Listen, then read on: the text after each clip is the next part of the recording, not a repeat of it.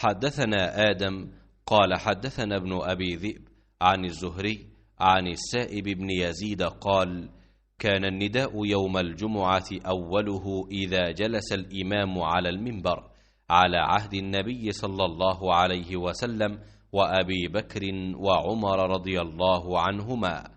فلما كان عثمان رضي الله عنه وكثر الناس زاد النداء الثالث على الزوراء۔ इब्ने अबी ज़ाब ने ज़ाहरी के वास्ते से बयान किया, उनसे साइब बिन यजीद ने कि नबी करीम सल्लल्लाहु अलैहि वसल्लम और हज़रत अबू बकर